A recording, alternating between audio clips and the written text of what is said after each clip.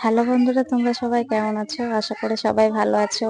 তো আমিও জানি না ভালো বলবো না খারাপ বলবো সেটা বুঝতে পারছি না, কারণ আমি এখানে এসেছি 6 মাস হয়ে গেছে। আমি আমার বাপের বাড়িতে আছি।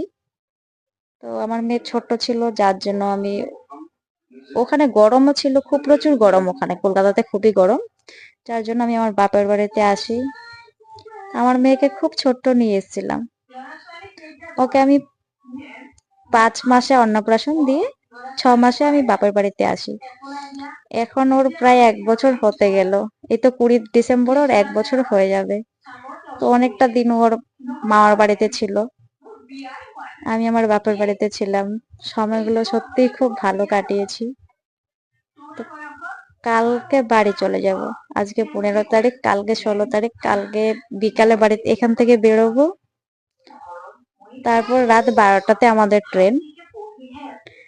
এখান থেকে রঙিয়া গিয়ে আমরা ট্রেনে বসবো। আমি এখন দাদার সাথে যাব। আমার বর নিতে এসেছিল, তখন আমি যেতে পারিনি, কারণ যখনই যাব তার যেদিন আমি যাব আর কি, আমার 25 তারিখ টিকিট ছিল, 25শে নভেম্বর। তো আমাকে নিতে এসেছিল, তোমরা ভিডিওতে দেখেছো, ওখানে আমার বর ছিল, আমরা ঘুরতে গেছি। যেদিন যাব তার আগের দিন হঠাৎ করে আমার খুব শরীর খারাপ হয়ে যায়, আর আমার মেয়েরও খুব শরীর খারাপ হয়ে যায়, ওর খুব ঠান্ডা লেগে যায়, যার জন্য আমাদের যাওয়া হয়নি। তো তারপর আমার বর আবার টিকিট ক্যান্সেল করে আবার সেদিন ছিল কত, 27 তারিখ, হ্যাঁ 27 তারিখ আবার টিকিট করে।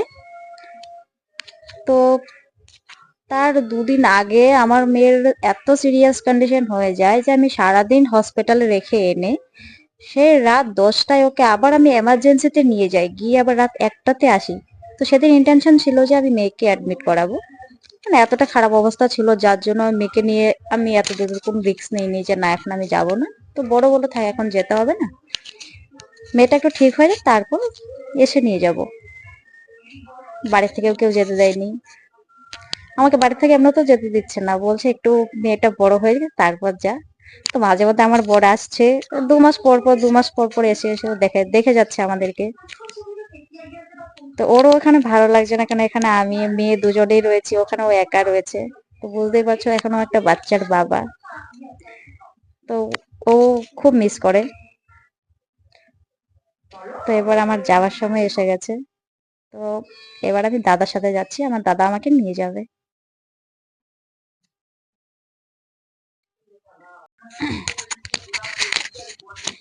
মেয়েকে ছোট্ট নিয়ে এসেছিলাম, তখন ও একটু একটু বসতে পারতো, আর এখন আমার মেয়ে এখানে এসে বসা শিখে গেছে। ও হাঁটতে শিখে গেছে, ইদানিং ও হাঁটতে শিখেছে। হাঁটতে শিখাতে কিন্তু ওর শরীরটা এত খারাপ হয়ে গেছে, একটা দুটো কথা বলতে শিখেছে। তো সবার ওর সাথে এতটা অ্যাটাচমেন্ট হয়ে গেছে না, তো এখন ওকে ছাড়া বাড়িতে কেউ থাকতে পারছে না। ওর মামা মামি, দাদু দিদু, আমাদের পাশের বাড়ির মামা মামি, ওরা আশেপাশে আমাদের যারা রয়েছে সারাদিন ওকে নিয়ে ঘুরঘুর করে। তো জানি না ও এবার বাড়ি গিয়ে কি করে থাকবে, ওখানে গিয়ে হঠাৎ করে সবাইকে নতুন নতুন পাবে, আমাকে সত্যিই খুব জ্বালাবে। আমার খুবই অসুবিধা হবে, এটা সত্যি। কেন এখানে সবাই রাখছে, ওখানেও রাখবে, বাড়িতেও সবাই আছে আমাদের রাখার জন্য, কিন্তু তবুও ও তো এখানে এসে এখন সবাইকে চেনে, ওখানে ওদের বাড়ির কাউকেই চেনে না। এখানেই অনেকটাই ও বড় হয়ে গেছে, তো যাবার পর খুবই অসুবিধা করবে। তো যাই হোক, বাড়িতে তো যেতেই হবে, কিছু করার নেই। এখানে যতদিনই থাকি বাপের বাড়িতে 1 বছর থাকলেও আমাকে পরে যেতে হবে। তো যাচ্ছি এখন। সত্যি খুবই খারাপ লাগছে, সেটা বলে বোঝানোর মতো না। খুব মিস করবো, খুব।